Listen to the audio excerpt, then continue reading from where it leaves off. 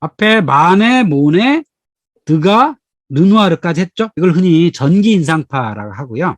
요 다음 시대를 후기 인상파라고 합니다. 인상파가 확실하게 자리 잡아가는 이런 사람들이라고 할 수 있는데, 이 사람들의 특징들을 한번 정리해 봤습니다. 자, 쉐라, 로트레크, 세잔, 고갱, 고호 이렇게 갑니다. 주제가 조금씩 바뀌어요. 쉐라는 파리의 여가 활동, 로트레크는 카바레 밤생활, 세잔은 과일 정물, 생빅타르산, 고갱은 타이티 원주민, 브루타니아 농부들. 가장 유명한 고흐는 자화상, 꽃들의 정물, 풍경 이런 것들을 그렸고요. 조금씩 달라지는 그림들을 그려냈습니다. 좀 독특한 사람이 쇠라가 있는, 쇠라는 점묘법이라고 하는 점으로 표현한 색채를 했고요. 로트레크는 대중예술 포스터를 만들어냈고, 세자는 기하학적인 구조를 강조했다. 그래서 분석적이고 안정적이다. 고갱은 타이티의 원주민들을 그렸던 걸로 유명하죠. 그래서 상징적이고 신비적이다. 고흐는 열정적이고 생동감, 흥분된 소용돌이치는 화법을 만들어냈다라고 하는 거죠. 자, 그럼 이 사람들 하나씩 한번 다뤄보도록 하죠. 조르주 세라라고 하는 화가도 있죠. 이 사람이 만들어내는 기법은 점묘법이다. 이 그림을 하나씩 점으로 찍어가지고 만들어내는 방법이라고 할 수 있죠. 이 사람은 늘 중절모와 다림질 잘된 양복을 입었었기 때문에 드가는 그에게 중개인이라는 별명을 붙여줬다고 합니다. 그림을 아주 독특하게 그렸는데, 여기에 그랑드 자트섬의 이리로후라고 하는 그림은 이 그림을 그리는데 2년이 걸렸대요. 그러니까 하나씩 다 찍었던 거죠. 이 세라도 꽤 집안이 여유가 있었기 때문에 이렇게 2년 동안 그림 하나 붙잡고 있을 정도가 되었던 거죠. 근데 이 사람도 꽤 일찍 죽어요. 그래서 많은 그림을 남기진 못했는데 독특한 화풍을 남겨놓은 사람이라고 할 수 있습니다. 자, 툴루즈 로트렉은 포스터의 대가입니다. 카페 라미에서라는 로트렉의 그림을 보시면 뭔가 그 드가랑은 비슷한 환경, 분위기가 있죠. 왜? 실내에 카페, 술집 이런 모습을 갖고 있잖아요. 그러니까 환경은 비슷했다는 거죠. 근데 이제 그 묘사하는 방법이 조금 다르죠. 카페나 댄스홀, 서커스 같은 장소를 주로 다뤘는데 좀 더 강렬하고 화려하고 이런 색상들도 많이 썼죠. 그래서 여인, 고개사, 창녀 등의 모습을 조금 과장된 붓터치로 표현했던 이런 사람이라 할 수 있죠. 주로 인물화를 많이 그렸다라고 하는 겁니다. 그래서 이 사람의 말은 이렇습니다. 나는 인물에만 관심이 있다. 풍경이란 단지 부가물에 불과한 것이다. 그러니까 풍경, 밖에 나가서 그림을 그리지 않고 나는 어떤 특정 실내에 가서 사람들을 중심으로 그렸다. 이게 바로 툴루즈 로트렉이라고 할 수 있습니다. 자, 폴 세잔이라고 하는 인물이 있죠. 이 사람은 원래 남프랑스 출신인데 파리에 가서 활동을 하다가 남프랑스로 가요. 그래서 이 사람의 독특한 점은 화면의 진실성이다. 자신만의 고유한 붓터치 방식을 개발을 해가지고 인상에 확실하게 남는, 이거는 뭔가 폴 세잔의 그림이다. 폴 세잔의 정물화다. 이거를 알 수 있을 정도로 자신만의 화풍을 만들어낸 사람이죠. 근데 이 사람에 대한 평가를 보면 이래요. 1874년의 비평가들은 이랬다는 거죠. 완전한 미친 사람이며 그의 그림은 정신착란에서 온 환상이다. 근데 30년이 지난 비평가들은 이랬다는 겁니다. 형태라는 신대륙을 발견한 콜럼버스다. 그러니까 30년 동안 이렇게 아주 혹평을 받았는데 30년 지나서 사람들은 콜럼버스라고까지 대단한 평가를 하게 된 겁니다. 근데 그 사이에 얼마나 어려웠겠어요. 그럼에도 불구하고 이 사람은 그 어떤 평가를 하더라도 40년 동안 매일같이 꾸준히 그림을 그렸다고 하는 겁니다. 그래서 많은 작품을 남겼죠. 자, 폴 세잔의 대표작은 몽생 빅토리아 산이죠. 몽생 빅토리아 산을 아주 많이 그렸어요. 이 사람이 근처에 살면서 여러 계절 아니면 태양빛의 상황에 따라서 다양한 모습으로 그렸습니다. 그러니까 빅토리아 산에 대한 그림을 검색해보면 굉장히 많이 나와요. 그러니까 이 사람은 자신의 어떤 상황, 시간, 날씨에 따라서 여러 가지 모습이 있는 것들을 인상주의 화법에 따라서 그리게 된 거죠. 그러니까 이 사람의 말은 이렇습니다. 나는 자연을 대할 때 나의 능력이나 기질에 상관없이 본질적 기하 구조를 보려 한다.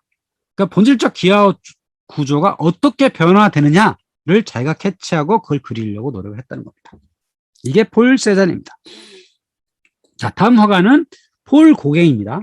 이 사람은 색채는 혁명이다. 어떻게 색채를 표현할 것인가? 이 사람의 주장이었던 겁니다. 여기 왼쪽 그림은 보르탄의 양치는 소녀, 그다음에 브루탄 소녀입니다. 이것은 이 폴 고갱이 젊어서 그린 그림의 화풍이에요. 전형적인 인상주의의 모습이죠.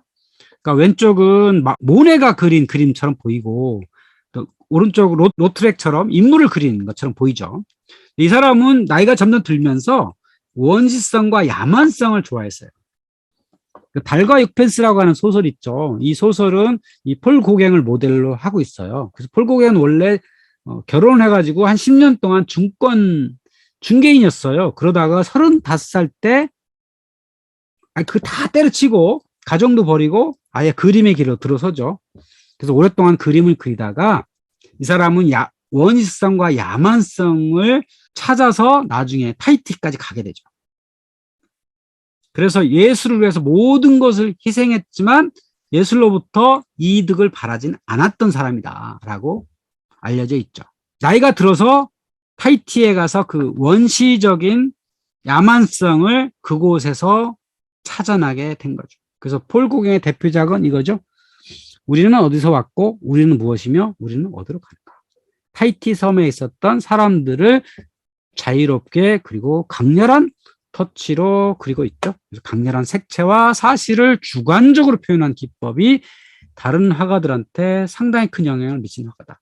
이후에 등장하는 현대미술에서 이 폴 고갱의 역할이 상당히 큽니다. 자, 마지막으로 다룰 화가는 반 고흐죠. 고통받는 화가의 추상이다.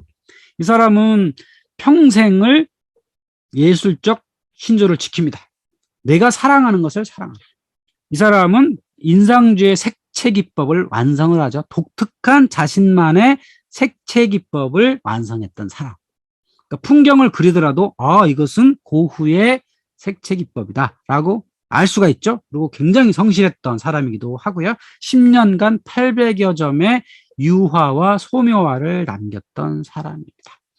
예술에 자신의 모든 것을 바친 불운한 천재의 원형이다 라고 할 수가 있겠죠.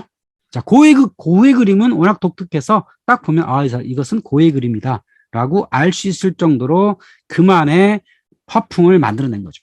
근데 초기의 그림은 조금 달라요.